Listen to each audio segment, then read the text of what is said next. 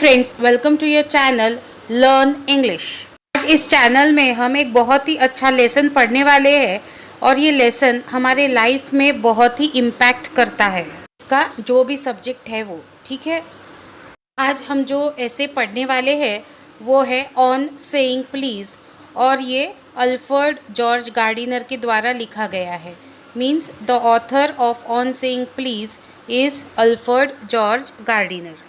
जैसे कि हमेशा क्या होता है कि जो भी हमारा ऐसे है उसका टाइटल जो होता है वो हमसे कुछ ना कुछ कहना चाहता है।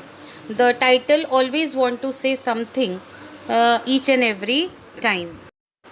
तो देखिए यहाँ पर प्लीज़ कहने से कुछ ना कुछ तो हमें इंडिकेशंस मिल रहे हैं। We are getting some indications from the title of the essay on saying please. यहाँ पर हमारा जो मेन सब्जेक्ट है, जो कोर थीम है ऐसे का, वो है प्लीज़। प्लीज़ कहने से क्या होता है वो हमें देखना है। प्लीज़ वर्ड क्या दिखाता है? प्लीज़ वर्ड हमारी नम्रता को, हमारी पोलाइटनेस को दर्शाता है। तो ये है हमारे ऑथर A.G. गार्डिनर। ये है हमारे ऑथर अल्फ्रेड जॉर्ज गार्डिनर। किसी भी प्रोज, पोइट्री, ऐसे किसी को भी पढ़ने से पहले हमें ऑथर के बारे में थोड़ा जान लेना चाहिए। एक बार हम ऑथर के लाइफ स्टाइल को, उसके लाइफ स्केच को, उसकी राइटिंग स्टाइल को जान लेते हैं तो आगे का ऐसे जानना हमारे लिए इजी हो जाता है। अल्फ्रेड जॉर्ज गार्डिनर, इनका बर्थ हुआ था 1865 में और इनकी डेथ हुई थी 1946 में। ये एक इंग्लिश जर्नलिस्ट थे, एडिटर थे और ऑथर थे। ठीक है। अब जो सेकेंड चीज़ है वो थोड़ी सी ह्यूमरस, हंसाने जैसी चीज़ है। आप लोगों को सुनकर मज़ा आएगा। You will enjoy it after listening. देखिए, अल्फ्रेड जॉर्ज गार्डिनर का नाम तो अल्फ्रेड जॉर्ज गार्डिनर ही था, लेकिन उनको अपना ये नाम बिल्कुल पसंद नहीं था। उनको वो चाहते थे कि कोई मुझे अल्फ्रेड जॉर्ज गार्डिनर करके न बुलाए। वो चाहते थे कि सब जन उन्हें A.G. गार्डिनर के नाम से जाने।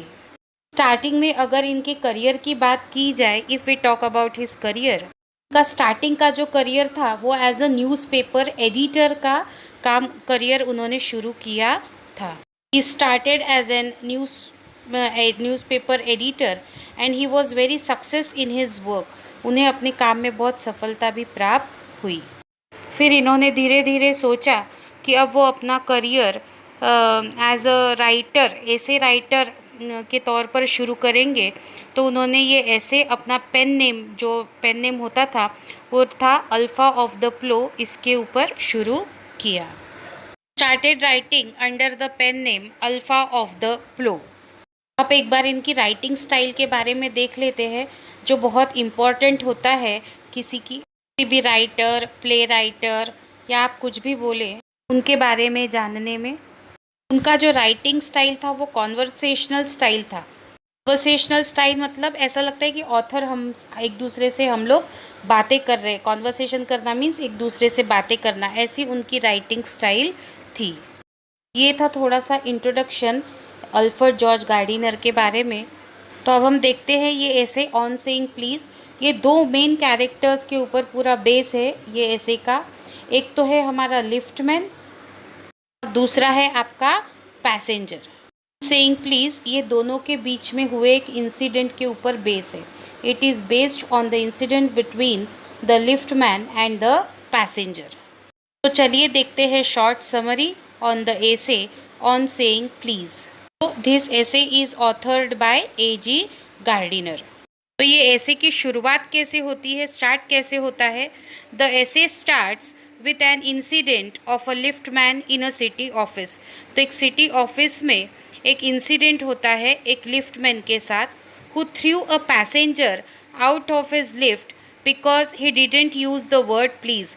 जिसने वो पैसेंजर को लिफ्ट के बाहर उतार फेंका क्योंकि उसने प्लीज़ ये वर्ड का यूज़ नहीं किया था।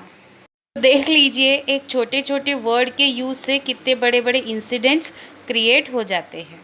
ही just said top and not top please, क्योंकि लिफ्टमैन ये एक्सपेक्ट कर रहा था कि वो उसे टॉप की जगह पे टॉप प्लीज़ ऐसा रिक्वेस्ट करेगा। इसके थ्रू A.G. गार्डिनर हमें क्या कहना चाहते हैं कि हमारे ऐसे जो वर्ड्स हम यूज़ करते हैं कभी प्लीज़, सॉरी, एक्सक्यूज़ मी, तो ये सब हमारी कर्टसी शो करता है। तो all these are courtesy words and A G Gardiner is teaching us that only through this essay. The liftman was undoubtedly in the wrong and was fined for the offense.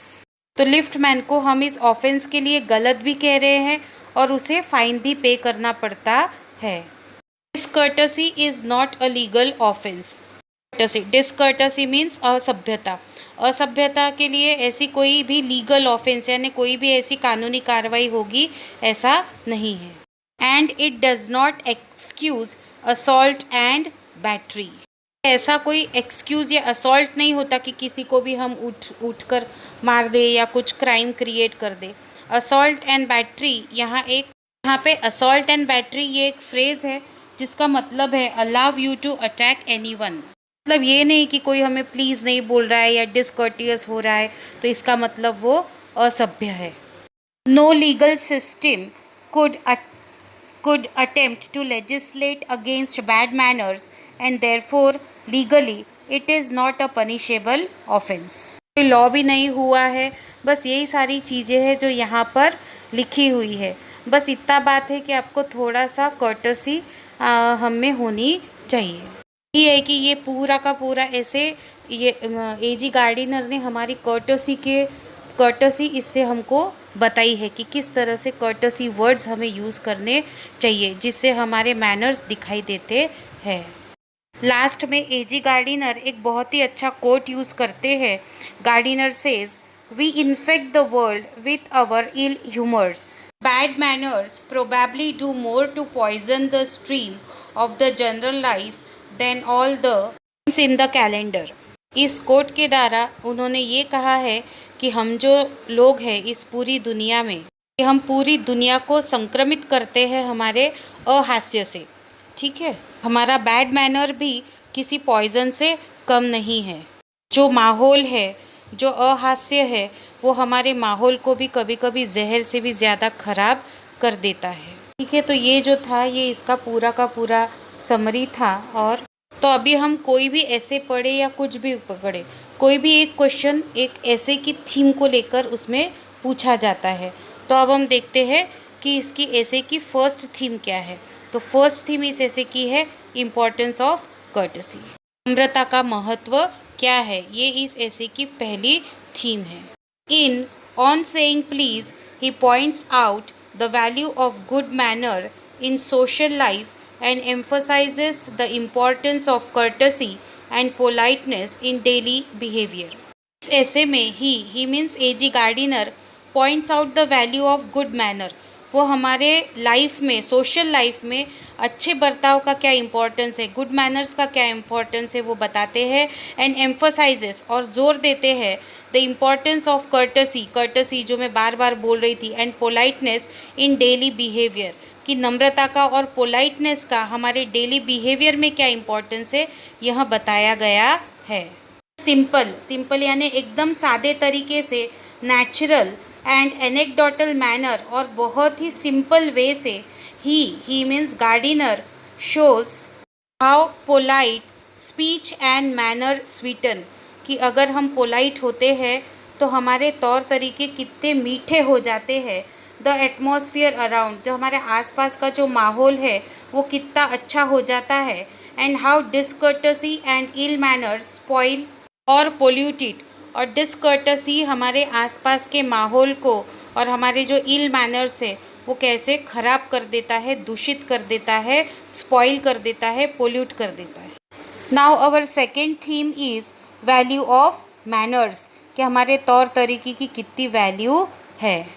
The value of gentleness of speech and manners कि हमारी जो speech है, बोलने का तरीका है, हमारी जो मैनर्स है उसमें जेंटलनेस होना चाहिए। And concludes that politeness is a more effective tool of taking revenge on a discourteous people. A.G. Gardiner आगे कहते हैं कि किसी भी चीज़ का अगर हमें रिवेंज लेना है, बदला लेना है, तो सबसे इफ़ेक्टिव टूल यानी एकदम इफ़ेक्टिव जो तरीका होता है डिसकर्टियस पर्सन के ऊपर, डिसकर्टियस लोगों से बदला लेने का, वो है पोलाइटनेस। इससे अच्छा कोई और दूसरा तरीका हो नहीं सकता। As is seen in the case of Chesterfield, then a violent attack as was restored to by the liftman. तो इस तरह से दोनों थीम को लेते हुए बहुत ही अच्छा सा, ज़्यादा कॉम्प्लिकेट न करते हुए बहुत ही इजी कंक्लूजन गार्डिनर ने यहाँ पे एक कॉन्क्रीट एग्जाम्पल दे के इस ऐसे को ख़त्म किया है. However, instead of indulging in abstract moralizing or preaching, Gardiner gives concrete examples of polite behavior like that of the polite bus conductor and the consequences of ill manners like those of the rude passengers in the lift.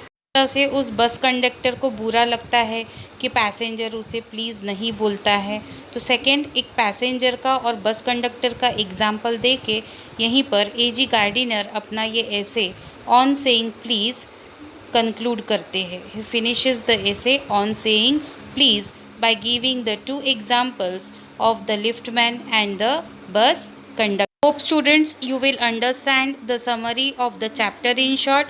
Thank you, and if you like this video please subscribe my channel Learn English. Thank you. I Brijal Nathwani take your leave. Thank you. Jai Swaminarayan. We'll soon be back with brainstorming part 1 of On Saying Please.